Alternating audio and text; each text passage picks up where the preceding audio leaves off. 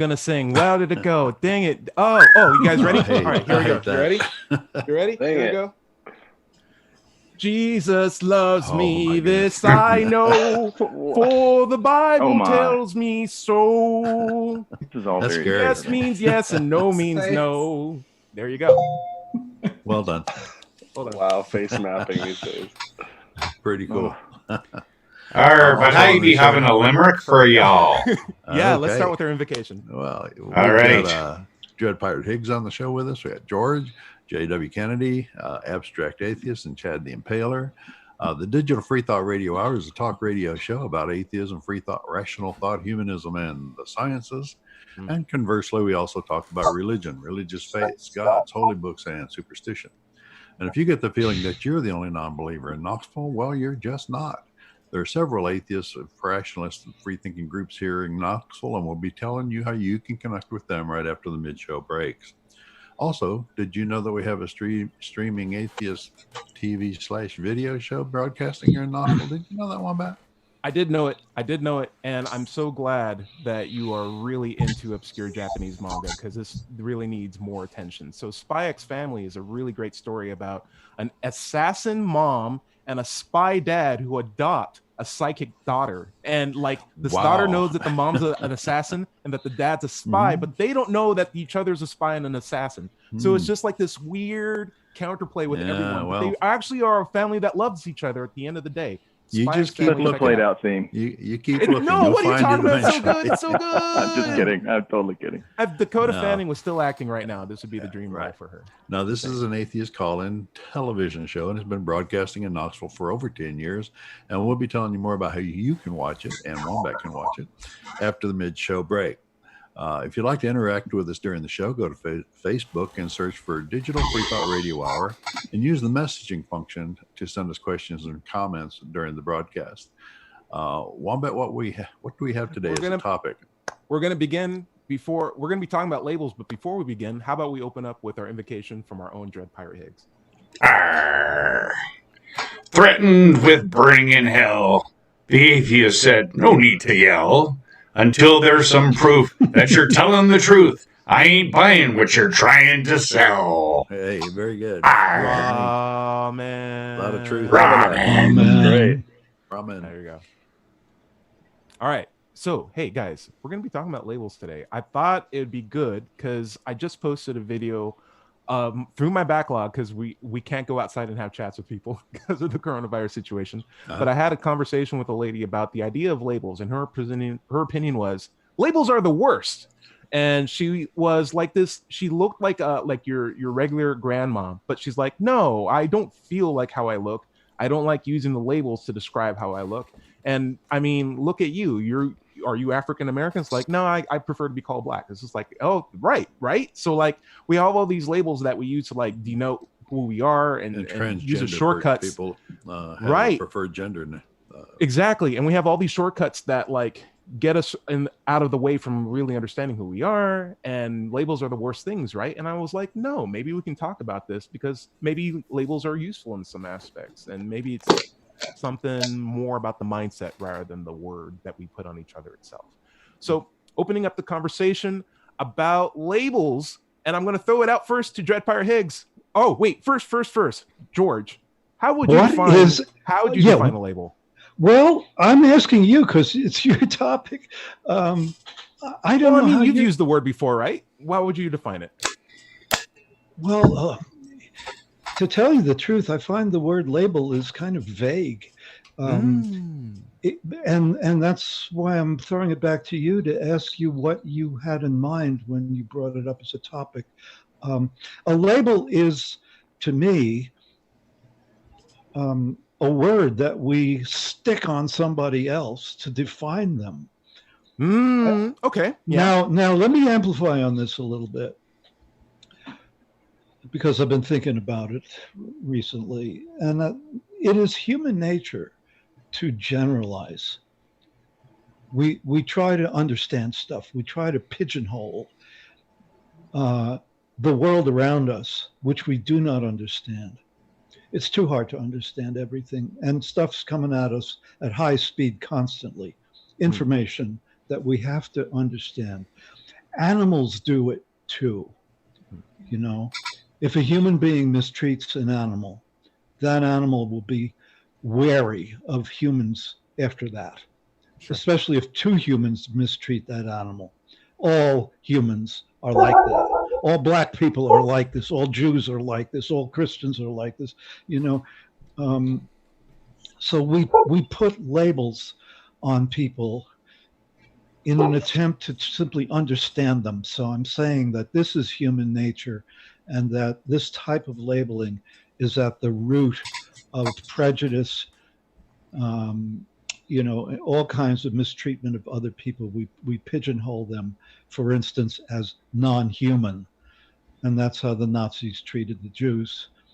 Well, Ooh.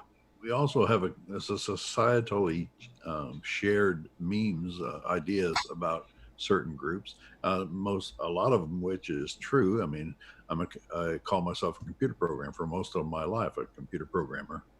And if I tell somebody I'm a computer programmer, they can use that label to learn an awful lot about me and my history, my background, before I have to elaborate any further on the specifics. So they're very helpful in some ways. They save a lot of time.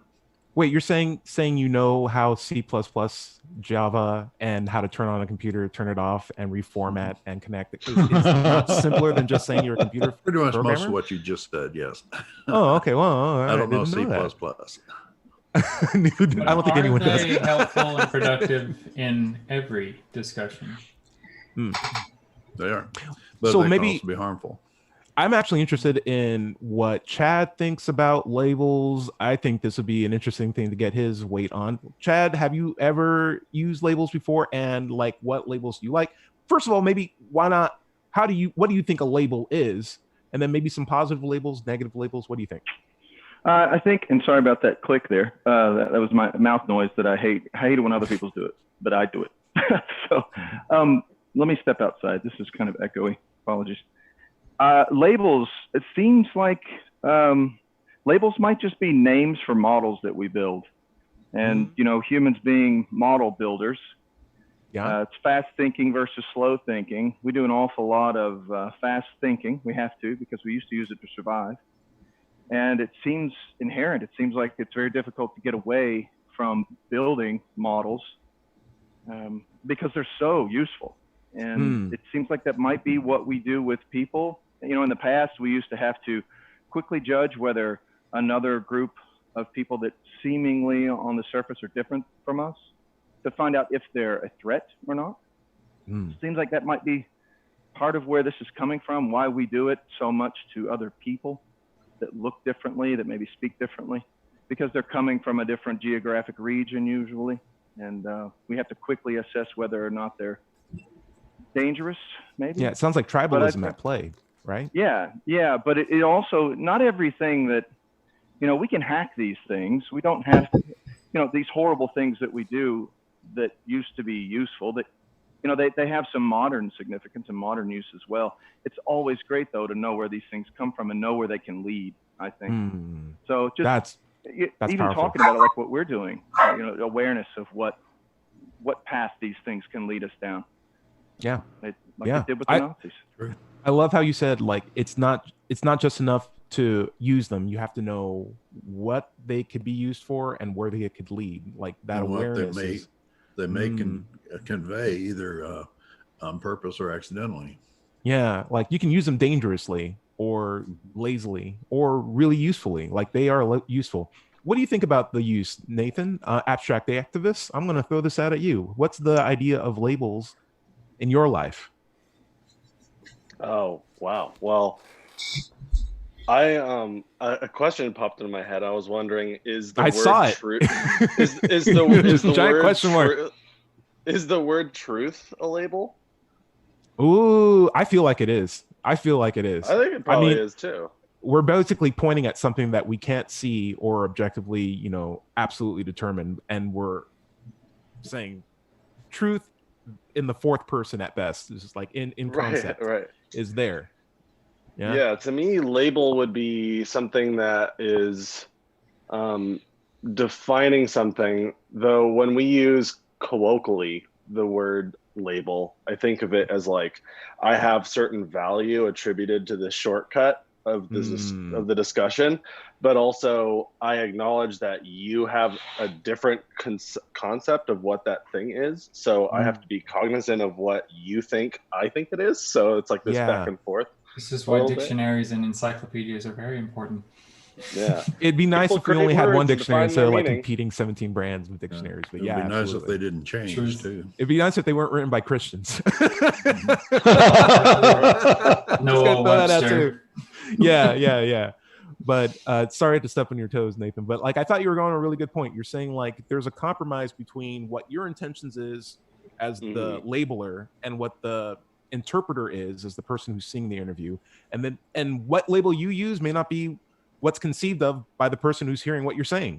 And so you're never going to meet eye to eye on anything. So like there's some risk of mislabeling when you label something, even if you accurately label it. Right. And if we were speaking a different language, we'd be using different labels. And they only really work because I understand you have an understanding of what that thing is. Right. And so if we're from different cultures and we speak the same language, it could be a completely different thing. Yeah, totally. That's correct. So, yeah. Especially the more abstract the concept is, the more political, the more religious, or more philosophical it is. The less we can end up relating to each other, I think. I'll throw out one last question to Nathan before I head over to JW. But like, what do you think about art as a label? Wow. Like that giant thing behind you. I'm sure that means something to you, right? I'm like, wow, that's really red and black. I'm really just trying to fill up the walls really in my room with tapestries. I need to get a new tapestry that's got my like channels logo on it, and that way when I do my Zoom chats, I've got that. JW just picked the blackness in his heart. When I was in my second high school, the music instructor asked people to define art. We had a hell of a time.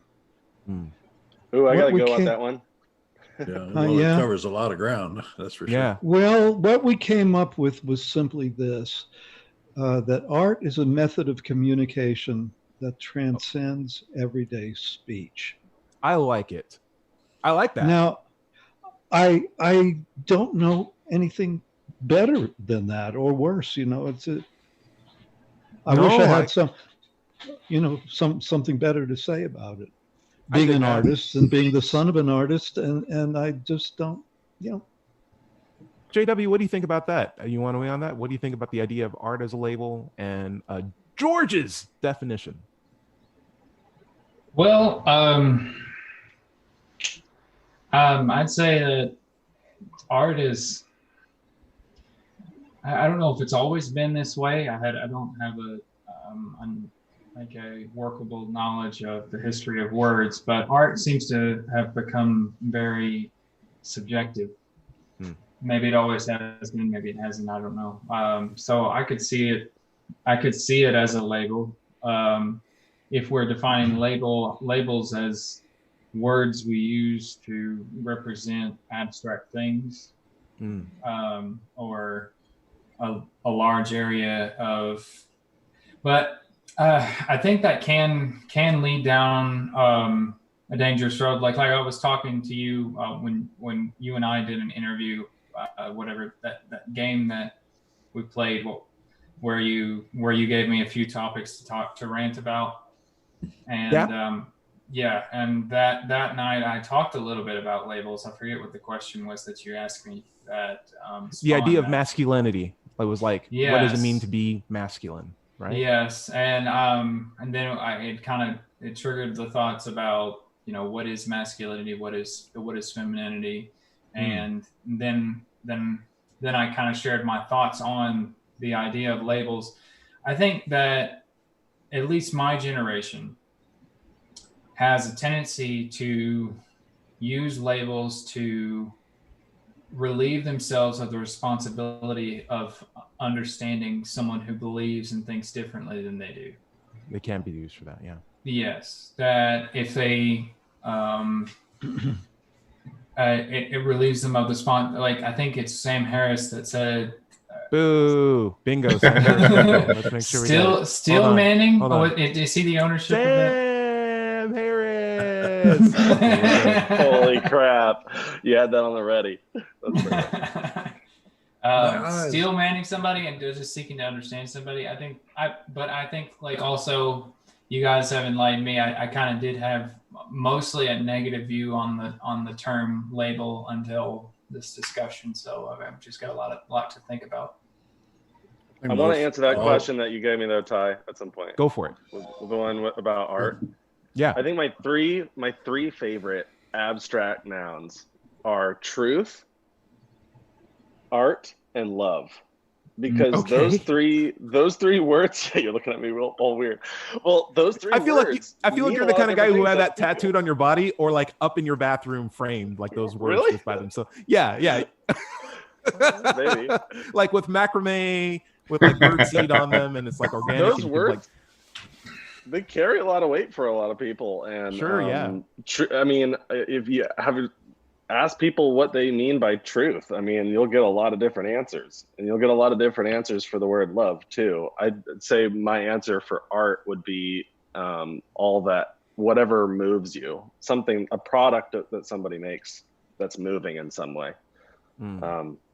And that's why it can be, something can be art to me because I find it moving, and you can be like, that's just a blank canvas with hardly anything on it. How is that moving to you? And it wouldn't be art to you, but it'd be art to me. And in that sense, it is relative. And to the artist itself. Unlike truth. Yeah.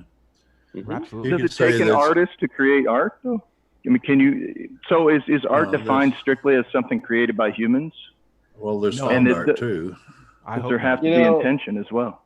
That's a really good question. And I suppose because it's an abstract noun, it might mean something different to other people. And I'm open-minded to hearing what other people mean by that. And my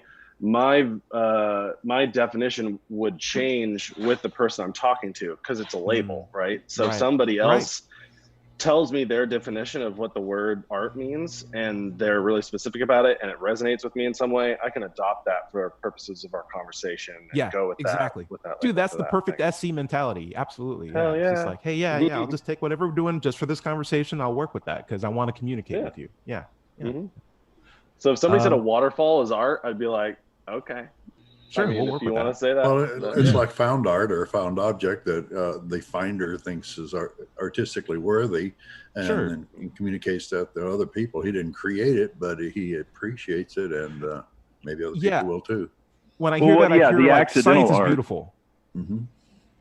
Yeah, I like the idea of accidental art. I'm, as you guys know, I'm in the middle of flipping a house, and on the floor in the living room of this house that I'm working in, there's all this paint speckle and concrete speckle and adhesive that's on the floor.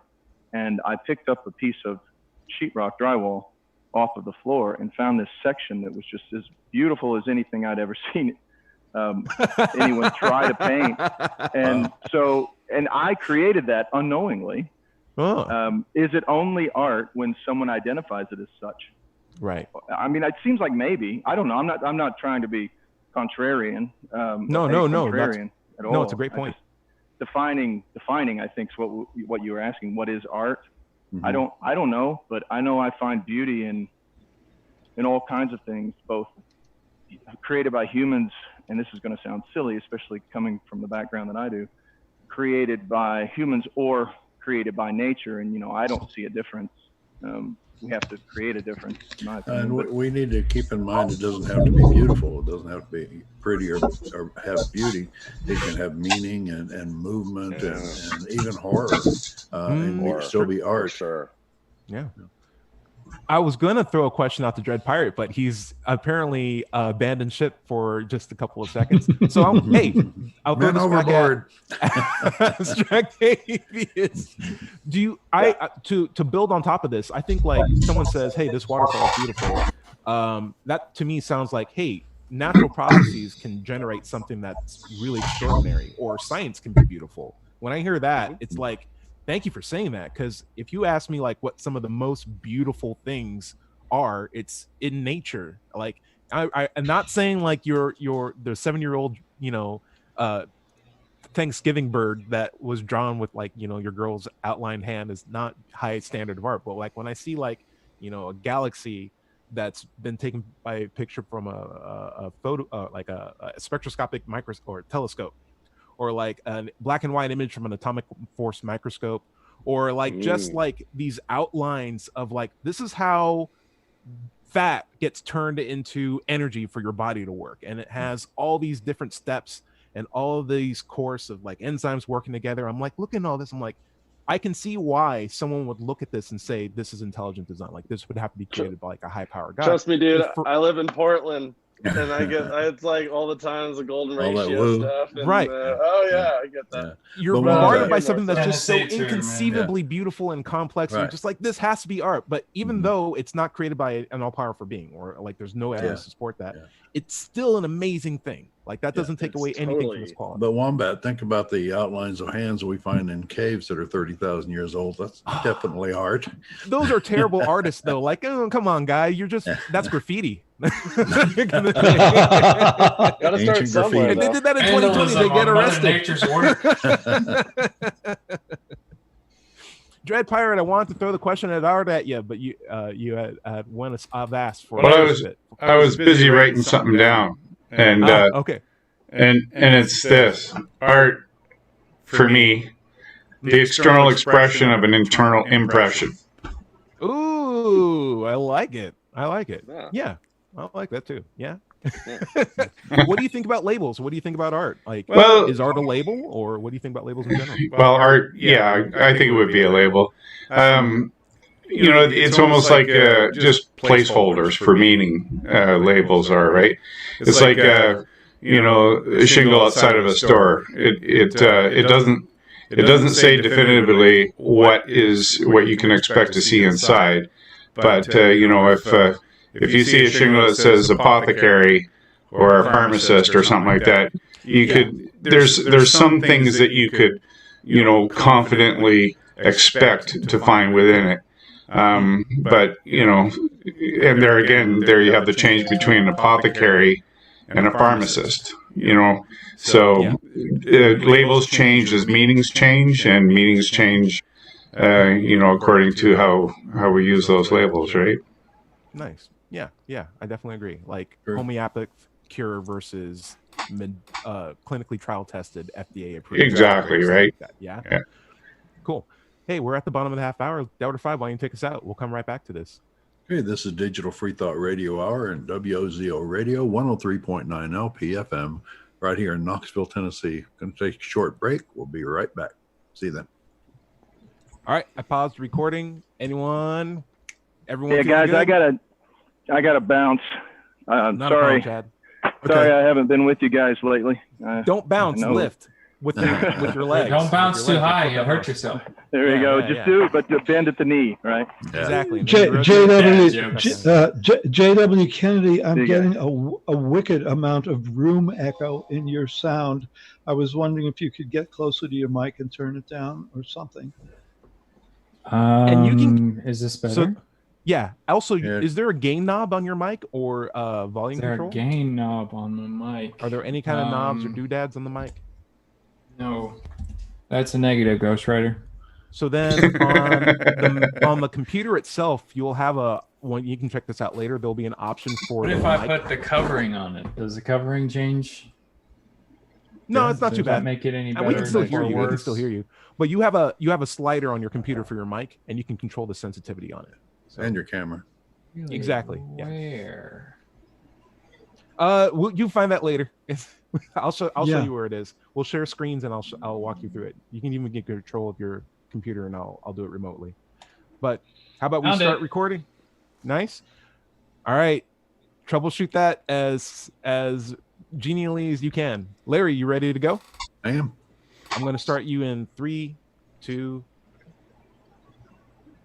Hello, and welcome back to Digital Free Thought Radio Hour and WOZO Radio, 103.9 LPFM, right here in Knoxville, Tennessee. I'm Doubter 5, and today is Sunday, June 28th, 2020. Welcome to the second half of the show. Let's talk about the free thought groups that you can join here in Knoxville. First, there's the Atheist Society of Knoxville. Founded in 2002, we're in our 18th year. ASK has over 1,000 members now, and you can find us online by searching for Knoxville Atheists or go to knoxvilleatheist.org. If you don't have a meetup group or an atheist group in your town, then you can just start one. No, that's not how you do that. Do that again. How do you do that? How do you do it? How do you do it? Do it again. Okay. If you don't live in Knoxville, you can still go to Meetup and search for an atheist group in your town. Don't find one? Start one. Start one. And nobody joined except Wombat. Thank you, Wombat. I'm back. Another large free-thinking group here in Knoxville are the Rationalists of East Tennessee, and they've been around for more than 20 years. Just go to rationalist.org and click on upcoming events to find out what they're up to. Earlier in the show, we said we talked about the Atheist Call-In TV show or video show. Well, it's called we have an Atheist Caller TV show. What? It could happen. Been going on for over 10 years. First broadcast on the local TV channel, Community Access TV. But now it's on YouTube, and you can find it by searching for Free Thought Coalition of Knoxville, or Free Thinkers United Coalition. You can find also archives of their show on YouTube where a fan has been posting them. If you're interested in getting involved with this TV show or radio show, excuse me, you can come to an ASK meeting or RAT meetup and talk to us about it. You can be our next co-host or guest. With us on the show, we have Wombat, our co-host, and we also have J.W. Kennedy, Chad the Impaler, well, he's gone, Abstract Atheist, George, and Dread Pirate Higgs. Welcome all. And we were talking about labels. Should we go back to more labels? Yeah, so one of the biggest labels that I hate personally, and I think would be good is if we did a roundtable on everyone's top 3 abstract nouns.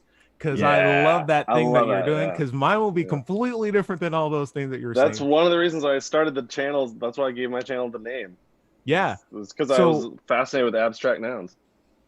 Because I already set this up, I'm just going to do this corny thing real quick. I hate it when people call me a pineapple because I hate the pineapple logo. It's not cool. You just can't call people pineapples, right? That's the theme.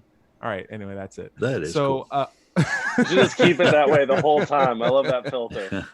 I'm also a pickle. Hey. Okay. So what is Doubter 5 your top 3 nouns / labels? 3. Yeah, that like you think are the most important. They don't have to define you, but like as what was it for Abstract the Activist? It was for me, love. For myself. Yeah. One septuagenarian art. Wow. Atheist, of course, that's a big label. That's a big one. Programmer. I love computers and I love making them do what I want to do. Would you say those are 3 important to you? They don't have to define who you are. They could just be what you think are 3 labels that are important. Well, one I was going to throw out there was faith. A lot of people throw faith around like it's all the time they use it, it means the same thing when it doesn't. It's got several different definitions, but it's something that needs to be defined when you're using the word. Yeah, I love that. Yeah, that's a big one. JW, what do you think are your top 3 abstract nouns / labels? No audio, my friend. I thought you said you fixed it. I told him to fix it and work on it. We'll give him some time to work on that. Dread Pirate, what are your top 3 nouns / labels? Don't fix what's not broken, JW. So, I would go with faith, belief, and Pastafarian. Okay. We talked about faith before. What's the difference between belief versus faith? Well, I mean, if strictly speaking, faith is belief in the absence of evidence. If you accept that as a definition, and then belief is, based on evidence. So, I think those 2 terms are often used interchangeably by people who haven't given serious thought about the fact that those things are different. Equivocated, as it were. I like that. Yeah. And then Pastafarian, what's the value of that as a label? Is there a lot of misconceptions about Pastafarian? Oh, absolutely. Yeah, lots of misconceptions. I don't understand how there could be a single one. What are you talking about? For the Horde. pastafarians are treated, as a group of people by a lot of people as just mocking other people's religion, when I think it's a legitimate organization concerned with the separation of church and state. And, as the influence of, religion is so pervasive in our culture across the world, it's an important thing to struggle for, in my view. And so the important thing we're trying to do is establish pastafarianism as something that people can respect and not just jeer at. Very nice. Yeah. George, what's your 3 abstract nouns? I am blanking out, gentlemen. I'm sorry. I cannot say a word about this. This is why I love this topic. I'm having an ADD moment, and my mind is flying around. So I'll tell you some that we've only talked a couple of times, but I've noted that you use like New Yorker, Jewish, artist, musician a number of times. Like, do any of those? Thank you. Like, yes. Yeah. Well, yeah. Okay. So labels are convenient because I have to redefine myself. At the age that I am, looking back at my life, I'm not a youngster anymore by any means. And I have defined myself as a musician at times because it's been handy. But I've done other things. I'm a creative person. I'm not just a musician. So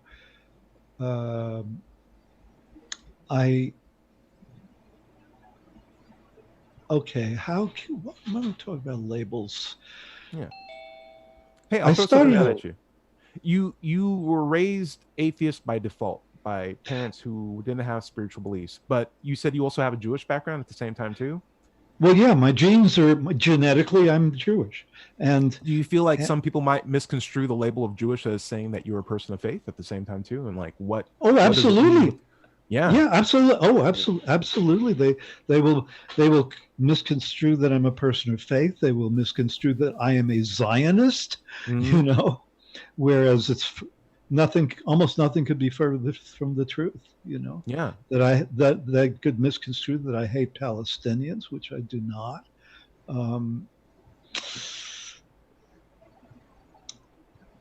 I guess I have an imaginary conversation in my mind. I project the label upon myself and then say, what is this other person thinking of me and thinking that this means? And I have mentioned to a couple of people, I don't tell people that I'm an atheist where I live. I've said I'm Jewish. And a couple of times people have reacted in shock and horror when I said that. Now, I'm not used to this, I don't know what was going through their minds. Maybe it's just that they've never met a Jew before. And they don't know what to say. And all kinds of really strong atheist vibes about you, and they're just disappointed. They're just like, I thought he was one of us. I've heard it said that to any religious person, somebody of another religion is an atheist. True. Well, the original usage of the word atheist was by the Romans labeling Christians because they didn't believe in the Roman gods. It's true. It's true. So, the Christians were the first atheists. What pagans and heathen literally means someone who doesn't believe in my God. Like that is it. JW, your mic is still out, unfortunately. Say something? No, we can't hear you, my buddy. But if you knew sign language, we would be able to handle this already. So But you are getting a little gold bar at the bottom of your screen. Maybe it's the volume issue. Yeah, just raise up that volume, baby. All right. Eric, are you here? I'm here. I'm just kind of working today, but okay. We won't put you on the spot then. But we started talking about this at the beginning of the show, and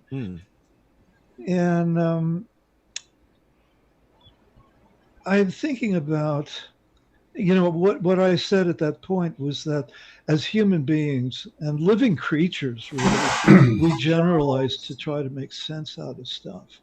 And I have an ongoing confusion about how to deal with my neighbor across the street, who was flying a Confederate battle flag when I moved here, and has proved to be a wonderful neighbor, maybe the best neighbor I've ever had.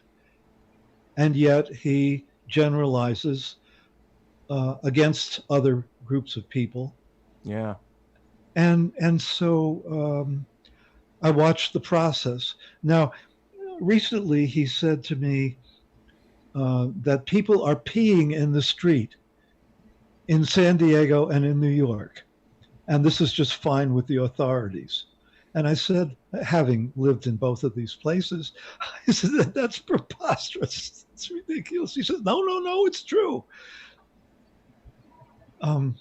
He has an image in his mind of people who live in New York and people who live in California, a whole set of generalizations of these debauched humans. I think you're raising a really good point. Like, a label is just what we title a generalization, but you could still have the generalization and not have the label for it, and it can still be a dangerous thing. Like, that generalization can still be dangerous even without the label. Right. The label is simply a name for the generalization. The generalization is the mindset, and that's what needs to be open. Like, you need beautiful. To have that open. Yeah. Yeah. I'm glad. I'm really glad we're having this discussion, because the issue of, you know, what do I want to do here? Let's say, I am finding that I am appreciating this person as a human being. I'm appreciating his good qualities, and he does have them. And so how do I bring him along? You know, let's say, if I want to be in, I thought, like, it's not your responsibility to, how do I put this, change anyone's mind. It should be everyone's prerogative to have the best mindset possible to work with reality. And you can't change anyone's mind, and it's not your goal to change anyone's mind. The best thing that you should be willing to do is be willing to have, or understand what you need to do to have a reasonable conversation with people who might be operating under bias that's not beneficial, and just say, hey, why not work to a higher standard? Like, if you can just ask the right questions and not put yourself in charge of changing anyone's mind, it takes all the weight off of you and gives you the opportunity to maybe catch your own biases, if you just really care about the best way of knowing true things from false things. And also, when I was that way, I remember being just miserable, a miserable person. So you do look happier now. I'll say that. Helping them in that sense too. What's that? You do look happier now. I'll say that. Thanks. Because I remember being in that mindset of just believing everything I was told. I just hyperfixate on every negative thing that came my way. You could really help this person if you know. You said you know them personally, and I think, you know, SE has helped me a lot personally, and helped me build stronger and more humble relationships and friendships. One thing I like to do, if someone comes to me with a misconception, like people in the streets in these two cities, and you know it's not true, the first thing I ask them is, who told you that? Because then you can tell, well, that's not true, it's a lie, and you might want to consider the other things that they're telling you. Yeah. You know, look at them twice. I'm going to just say one thing, because it's also SE. I love SE, but instead of being like, who told you, ask them, how did you find that out? And if they give you a person, at least then they gave you a person, but you're not begging the question that it was a person ahead of time. Yeah. Mm-hmm. George, what do you got? And then we'll throw up to JW, because his mic's working and I want to know what his 3 labels are. Yeah. George, what do you got? Well, I'm sorry. This opens a whole Pandora's box. Oh my gosh. So I'm debating with myself whether to. We'll be here next week. Let me just put it this way. If the good Lord wills, Tyrone. I'm going to put this into a nutshell. Hey, even if he doesn't, I'm still here. This fellow has used the term fake news to me. And so this shows a little bit about where he's coming from. And I've been looking at the issue of the parallels between Donald Trump and Adolf Hitler. Oh my gosh. The methods that Trump is reusing that were successful for Hitler, and one of them was attacking the press and accusing the press of spreading falsehoods. Mm-hmm. You see, and the where the Pandora's box opens is that this gentleman's daughter happens to be a newspaper reporter. She went to J school, so she's got a degree in it. She's worked for at least 2 papers, and so when Trump says that the press is the enemy of the people, he's actually talking about this guy's daughter. Yeah. And so, okay, here's a label, the press, I mean, but George, we'll get into this more for sure, no doubt. And don't forget, we definitely want to talk about the news someday. We got 4 months. We got 4 to 5-ish months before we can vote again. But JW, what's your 3 labels that you hold to high esteem? So 3 labels that I hold to high standard. Abstract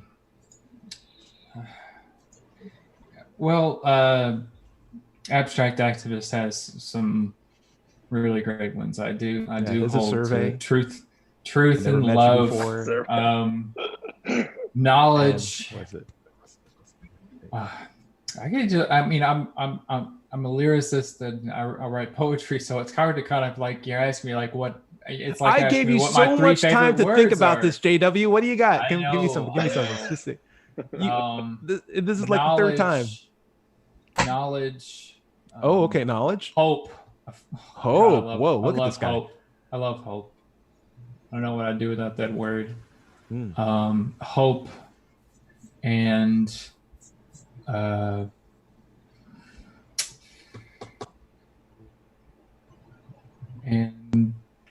strength. Okay, what's hope? I think hope is like the most passionate one for you. What is hope? Hope is kind of like faith. I think they're in the same family of terms. Tomorrow's not here or next year isn't here, but I'm going to keep working and keep doing things in hope that things will get better and continue to get better, and in hope that I will, be strong enough and cognitively aware enough and strong enough to, complete my goals and all that. Goals are a good one too. Not to put my own label on this, but I can tell you how I'm interpreting it. It sounds like hope is just intellectually honest faith. Yeah, or I was going to say faith plus reason, or faith plus reasoning. Faith plus glasses, basically. Or you could say it's a mental exercise to buoy up your spirit toward the future. Right. Yes. Spirit's a good one too. Love spirit.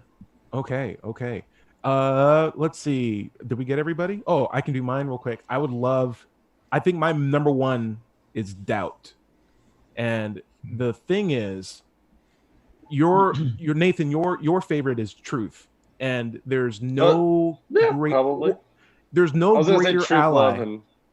There's no greater tangible ally for truth than doubt. Like if there's an army of truth, doubt is the vanguard, the general, the infantry, everything. Like the tip of every spear, doubt is there in service of truth. They're not at odds with each other. Doubt is always working for truth. And because of that, it's important to realize how much we need to rely on doubt, because it seems like it's the easiest thing, the first thing people are willing to dismiss when they come into an unknown situation. They're like, oh, I'm doubtful, but who cares? Or maybe Well, Wombat is doubt the opposite of faith? I think doubt's the opposite of confidence. Yeah. Doubt is the thing that I'm always appealing to. Doubt is always the thing I'm appealing to when somebody and I have a disagreement about what the word truth means. I appeal to what we positively know is false. Yeah. To help me course correct our similar definition of what the truth is. Yeah. So like, And it's possible that some of my beliefs are not true, and that's what leads me to believe things are true. Exactly. Yeah. That's like the thing that's going to break the chains to help you get to truth. And you need to have that. And the funniest thing is it gets no credit whatsoever. It doesn't ask for credit either. It's just this amazing sensation of not now. Or I don't think you can fight that guy, buddy. Or maybe that's one drink too many. All these things are in the service of helping you be a better person. Doubt is always working to help you be better. You can always have too much doubt. That's true.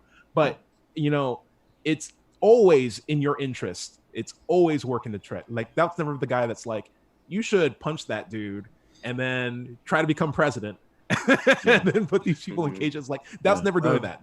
I've had pens made up to hand out for the Atheist Society of Knoxville, and they say on the side, it says, your doubt is not Satan tempting you. It's reality trying to emerge and set you free. Can I get a pen? You can fit all those words on a pen? I want one of those pens, please. That's very good. Also, you'll never see like the love, health, and happiness, those like 3-word mantras. You'll never see doubt in any of those like bedroom mantras. I might want to make feels good. Why not? It should. It should. Right? I mean, you'd think that's what you're like, whoa, you just protected me. That's the guy who's like, oh, hey, hold back. The word skeptic. I have questions. I've got questions. Yeah. Skepticism comes to my mind, Yeah. To be distinguished from cynicism. Ooh, very which many people conflate the two.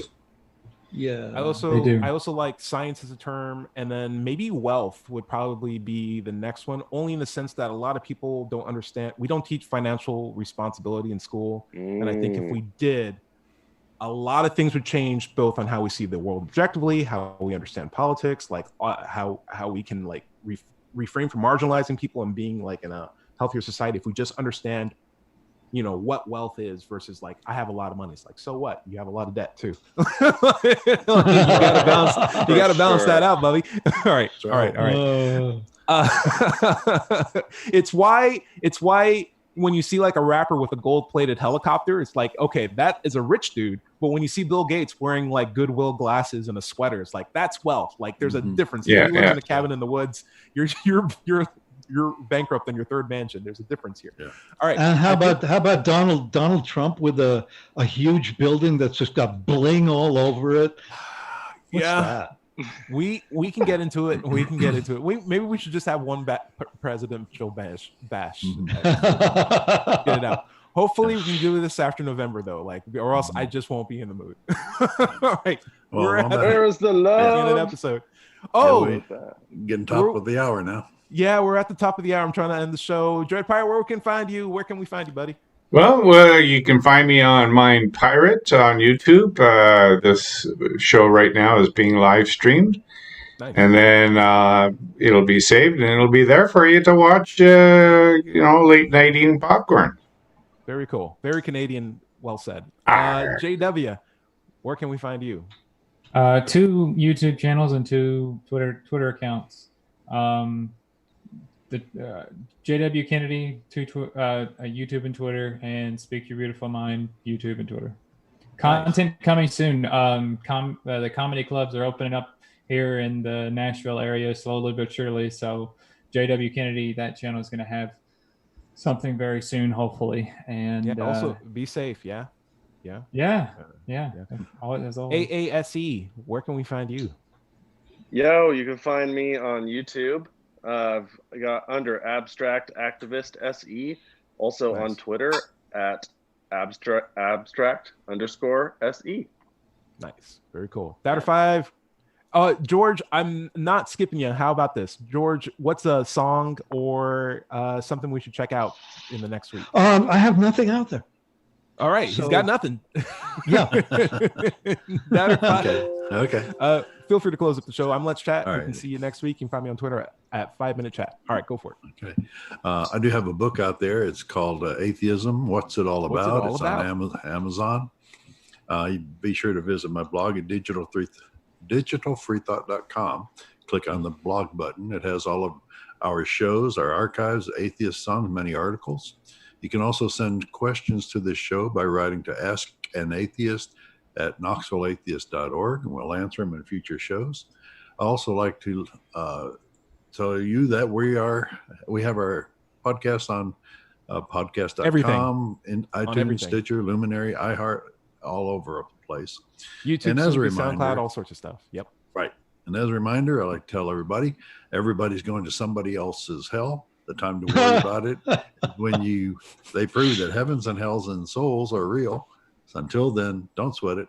Enjoy your life. And we'll see you next week right here on WOZO Radio 103.9 LPFM, Wednesday evenings at 7 o'clock. So we'll see you next week.